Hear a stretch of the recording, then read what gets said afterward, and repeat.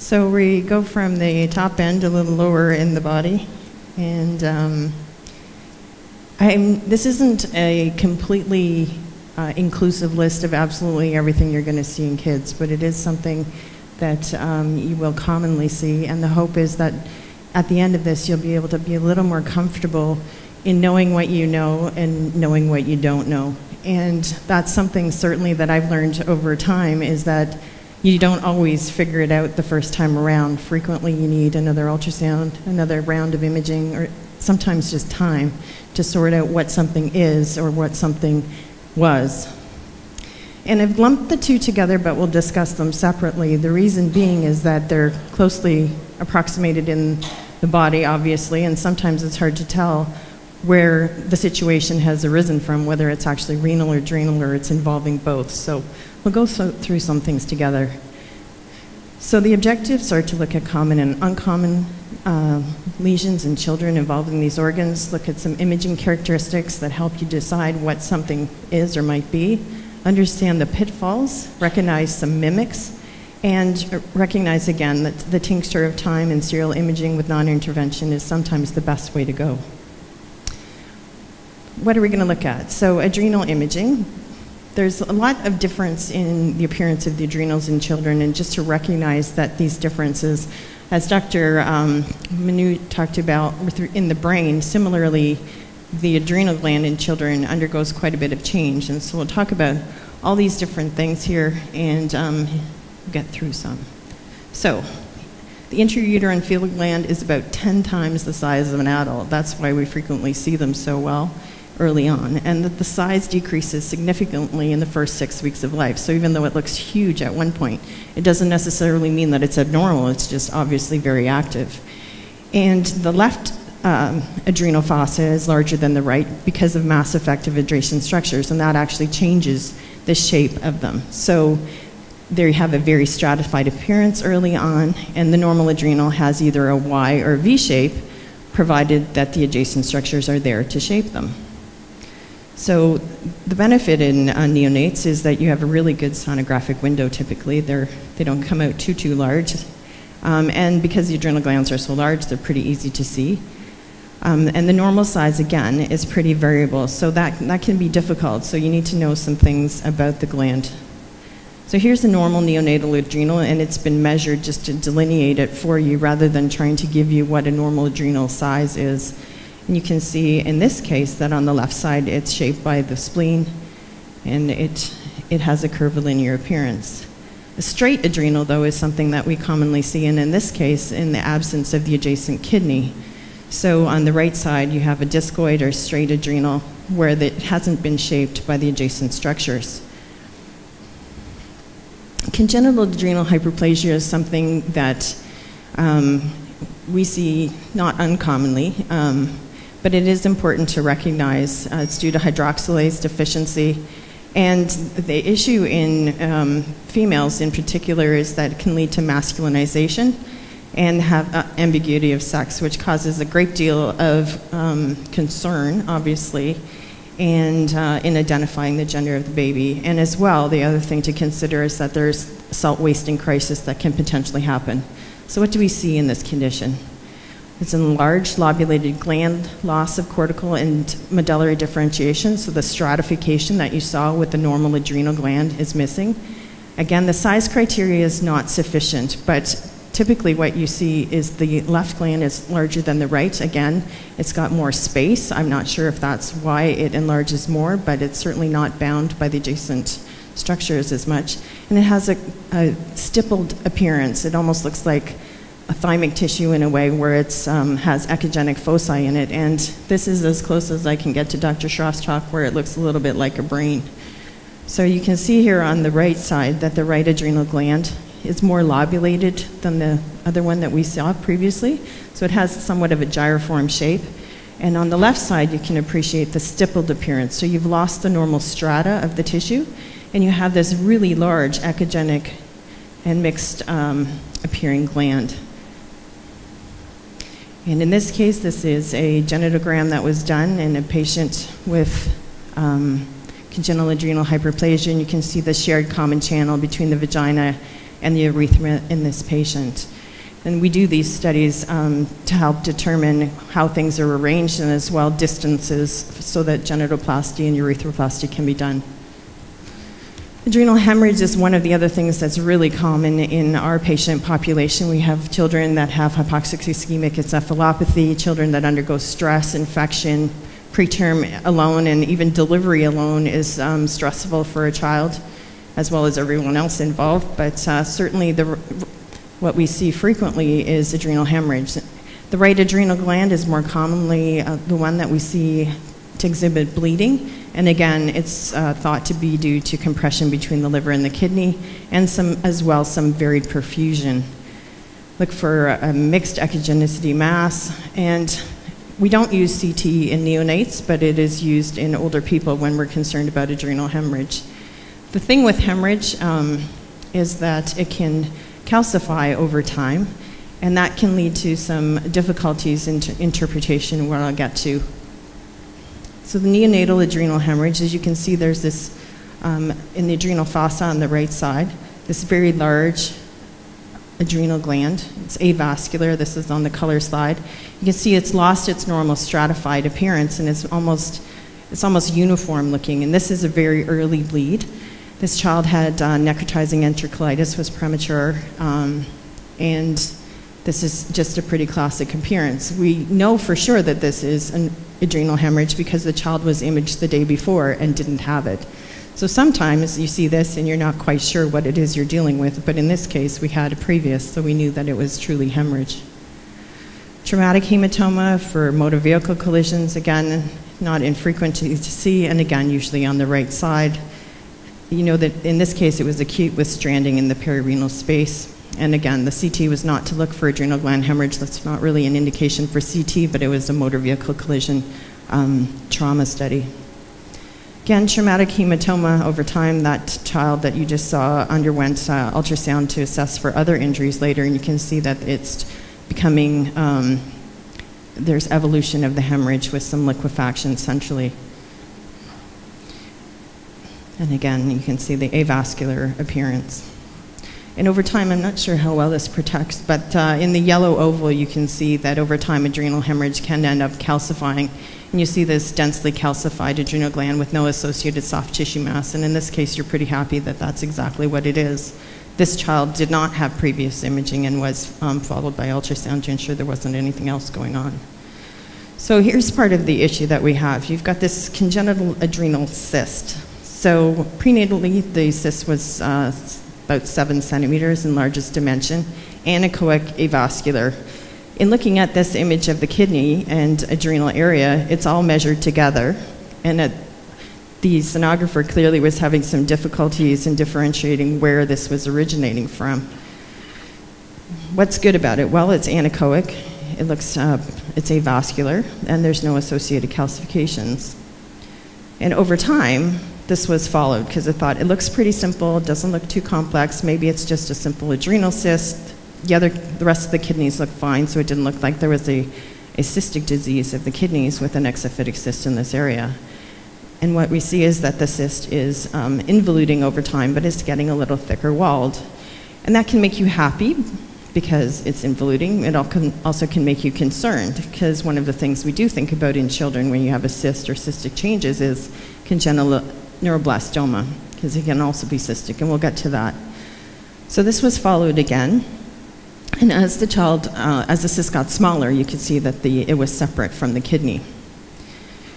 An MRI was undertaken just to help to exclude other causes, that maybe this was an adrenal bleed that was involuting that had happened in utero and that was resolving over time.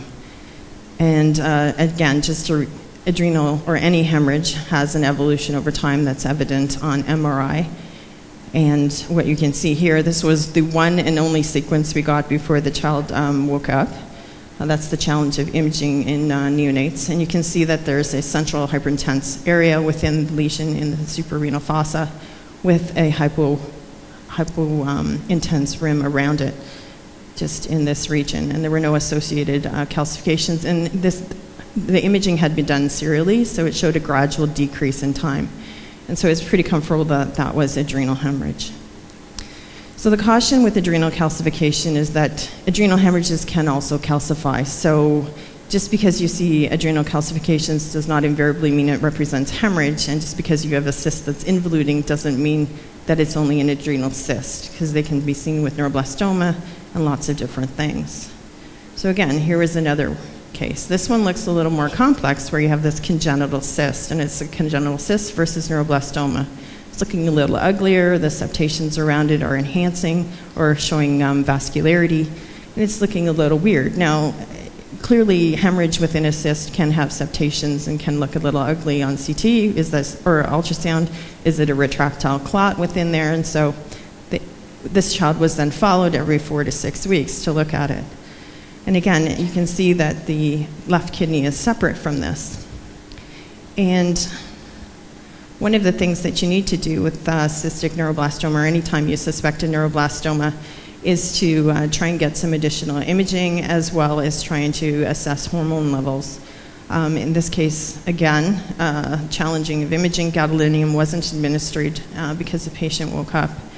But there's some calcification and internal vascularity that we saw on ultrasound that favored neuroblastoma. Neuroblastoma is a very important tumor in children. It can't be underscored how vast it is. It's certainly something that we see, and it can be cured, and it can be devastating. It's 8 to 10% of childhood cancers, and is second most common following Wilms. You can see it all over the place, and metastatic disease is not uncommon at the time of presentation. Can be mass, as I said, and what we look for, what we try to, whenever we suspect that it may be neuroblastoma, certainly we have good communication with our clinical colleagues, is looking at VMAs and HbA levels. Not all tumors are active. If they are, though, this is something that can be followed to assess for change. Again, neuroblastoma can mimic other lesions, so it's important to have it in your differential diagnosis and try and order it appropriately. Again, neuroblastoma here, you can see in this case, adrenal tumor. It's quite heterogeneous in the suprarenal space, mixed attenuation, and you can see little flecks of calcification.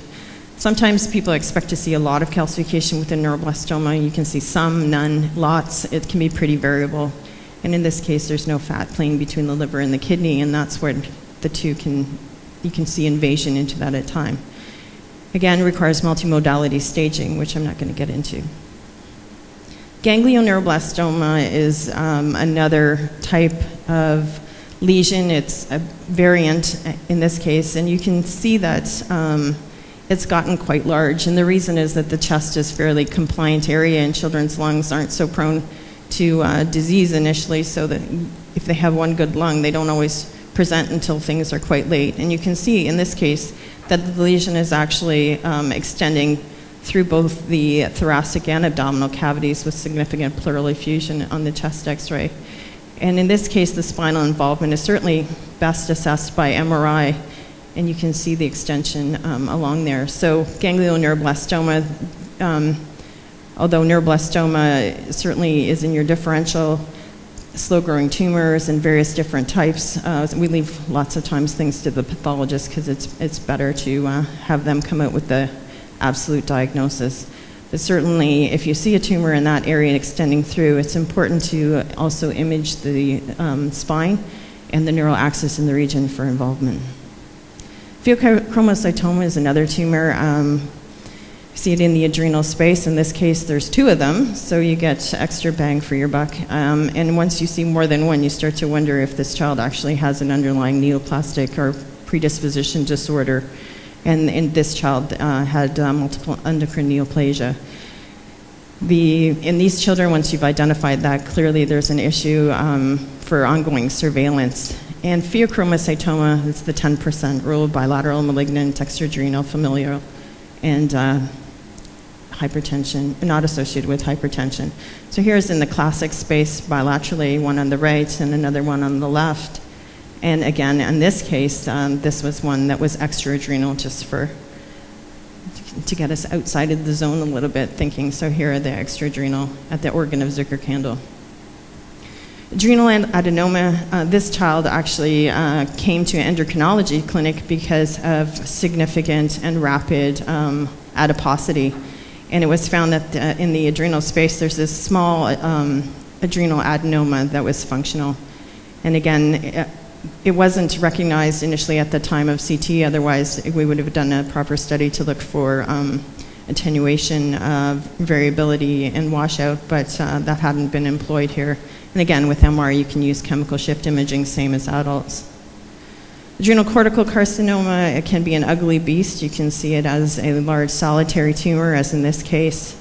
Bimodal occurrence, we do see it again. It's not very frequent, but it's quite unusual that in the last couple of months we've had 3 patients with it, so it's kind of strange that that's happened. Low attenuation mass, they can hemorrhage, they can look quite ugly.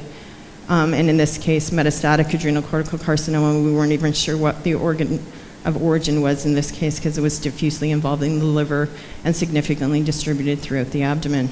So adrenal cortical carcinoma can be pretty variable in its appearance, and that does not differ from what you see in adults either. Again, you want to make sure that the child doesn't have an underlying disorder such as Beckwith-Wiedemann or Li-Fraumeni syndromes. And what about the mimics? Well, this is kind of a good news situation in the adrenal glands. So you see an adrenal mass, what is it? An extralobar pulmonary sequestration has some fairly classic appearance, typically found outside the normal lung, and it has no communication with the tracheobronchial tree. Most often left-sided, and the blood supply you frequently see from the thoracic aorta. It is, however, associated with other abnormalities, so if you do see this, make sure that you have careful look at other structures within the body. And again, here you have this kind of classic appearance.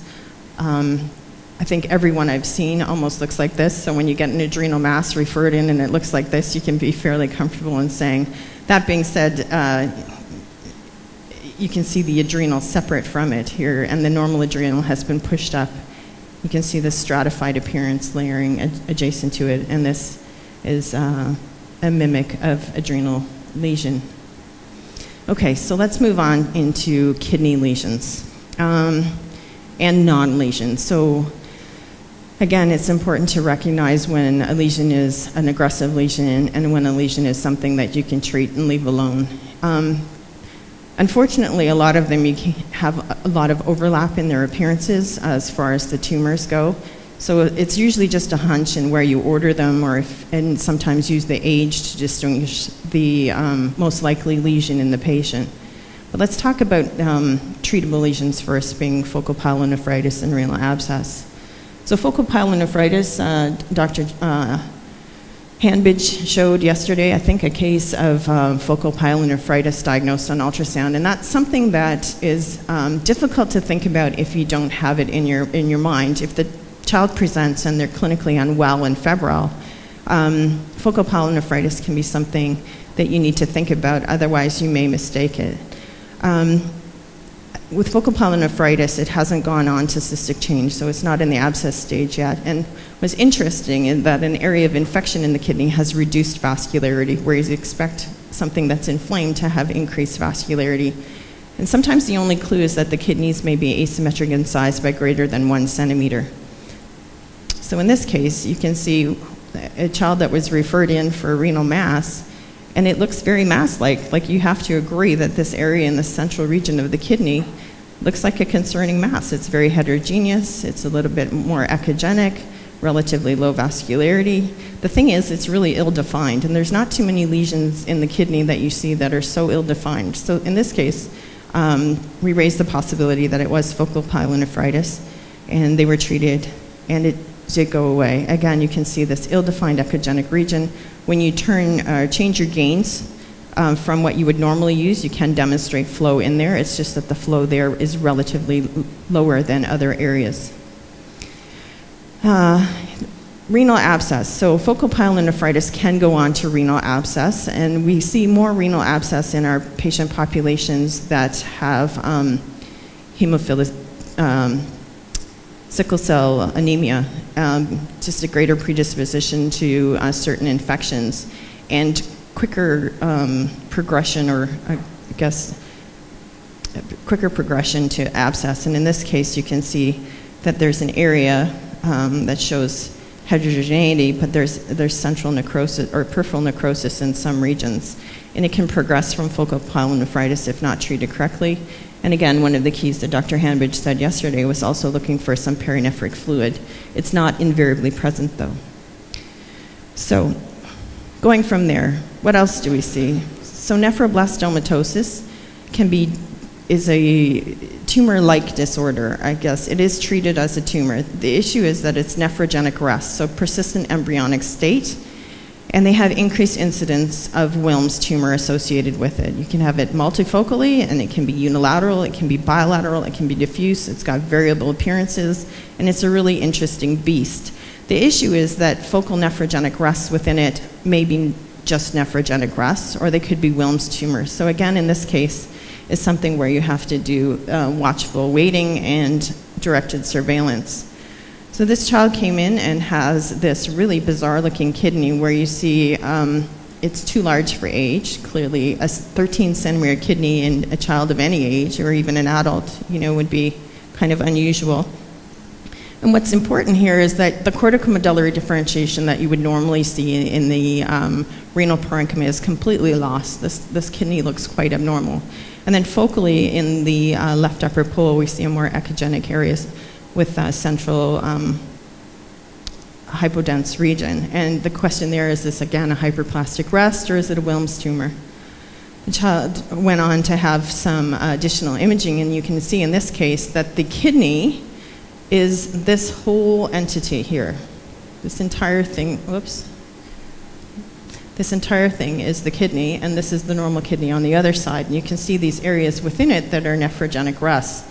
And it usually has, after enhancement, this central area that's preserved of vascularity. And again, the 3 focal lesions in this patient that you can see on the upper image could be foci of Wilms or hyperplastic nephroblastoma, and it's hard to know. In a case like this where you actually have a normal kidney, if the child is not otherwise syndromic, they might actually just excise this kidney. But if a child is syndromic and they may be predisposed to other tumors on the other side, you want to try and preserve as much kidney as you can, and in this case they treated.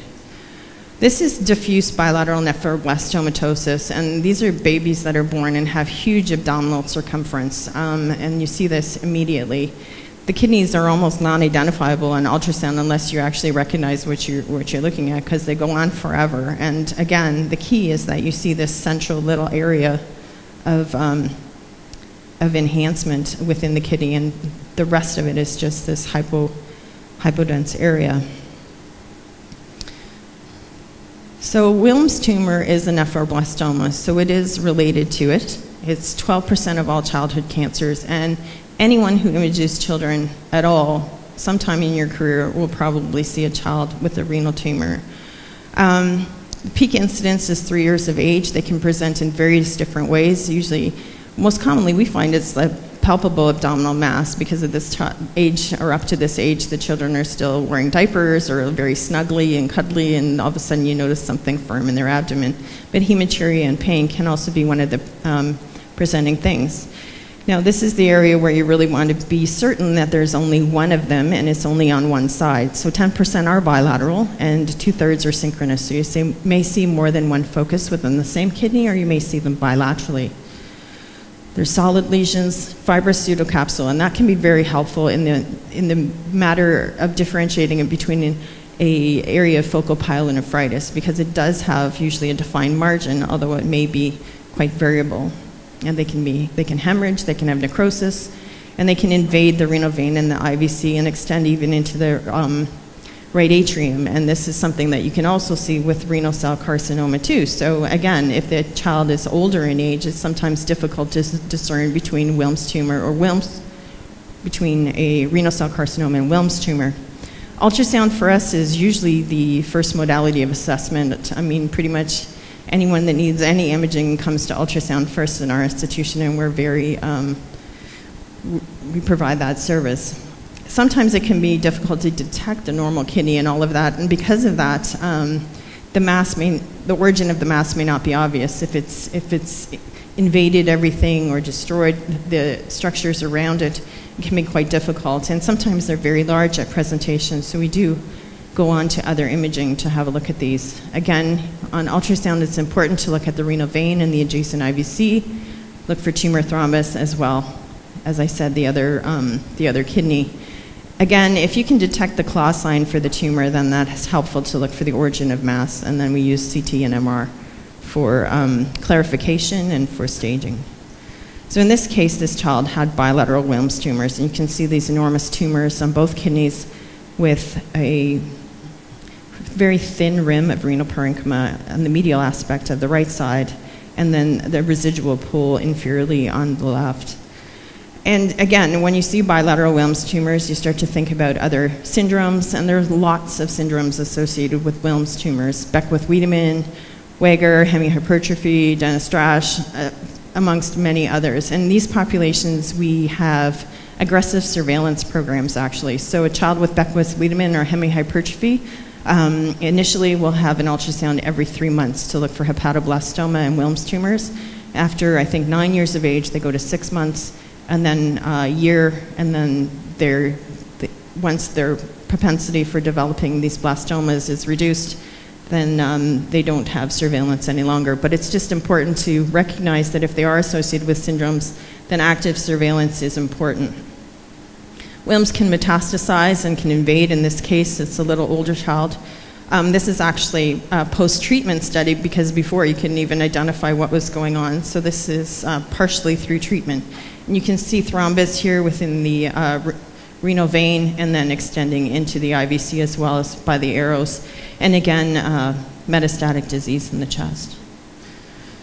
So, clear cell sarcoma, what about it? Well, it's 4% of childhood renal neoplasms. Age is similar to Wilms. And the trouble is there's very few distinguishing features to differentiate it from Wilms. One of the things that will help you, however, is skeletal metastasis. Now, skeletal metastasis in clear cell sarcoma are often present at the time of diagnosis. So if you see a tumor and skeletal mets at the same time, then you would just change your order for clear cell sarcoma versus Wilms. Realistically, though, we have pathologists for a very good reason, and they're the ones that will determine what type of tumor it is. But if you can be helpful in trying to look for these other things as well, in knowing to look for them, then it will help you order your differential diagnosis. Clear cell sarcoma of the kidney, again, this is from a scanogram of a CT. I've gone over? Okay, 10 minutes. No, you're okay. Okay. So you can see this really, this really large lesion here in the left renal fossa, and this heterogeneous tumor with some central necrosis. So next, as I discussed, renal cell carcinoma is less than 1% of cases in children. The mean age when you see it is 9 years old. So if you see a renal tumor in a child older than 9 years, you would probably choose renal cell about the same as Wilms or slightly higher. Again, solid intrarenal mass, they can have vascular invasion, and they can metastasize pretty much anywhere. In this case, you can see the differences of presentation depending on how they come to a clinical diagnosis. In this case, this smaller tumor was found because of active hematuria, and so the investigation then found this tumor. And in this case, you can see that the renal cell carcinoma is so large with contralateral metastases, and that at that time, that's how they came to diagnosis. So it can be quite variable in appearance. Size alone won't necessarily help you differentiate between Wilms and renal cell. Again, use age as a major discriminating feature to try and reorder your diagnostic list. Mesoblastic nephroma. Now this is one that if the child is over a year, it probably shouldn't even enter your mind. But it is something that's commonly found in the neonatal period and usually less than 3 months of age. It's a hamartomatous type of lesion. It can look exactly like Wilms. And it has no malignant potential, but it is excised. Frequently, it's not tender. Often they're seen, they can be seen actually in utero as well. And if they hemorrhage or necrose, they can be heterogeneous. In this case, this was a child who had an antenatal mass detected, and immediately on follow-up, you can see this upper area of the kidney on the left side has normal vascularity. and very low perfusion in the inferior aspects, such that Doppler had to be changed, the parameters had to be changed to demonstrate flow. Again, let me just see, you can see that there's better corticomedullary differentiation in the upper portion of the kidney, and inferiorly it has lost the corticomedullary differentiation that you would look for.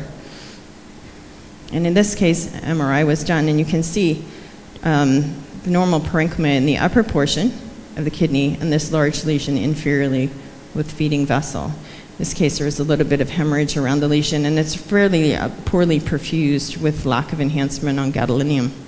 A 16-day-old neonate. So just if it's a neonate child, 3 months or less, that should be the first thing that comes to your mind. Multilocular cystic nephroma. So this is a rare tumor, just raising it as in the inclusion list. It's a large mass. Again, hematuria, mass effect, those are the typical ways that these tumors present. Mainly cystic areas. Now, Wilms tumors can be cystic, other tumors can be cystic, but if it's mostly cystic, then this would probably be the thing that you would think about. Again, they can be so large to engulf the whole kidney that you wouldn't really see it. So again, try and look for a claw, beak of residual kidney. Again, this is more important on ultrasound than on CT, because on CT you have your multiplanar ability to determine where it's come from. Septal enhancement can be variable. If they're thick, usually you do see enhancement of the septal lesions.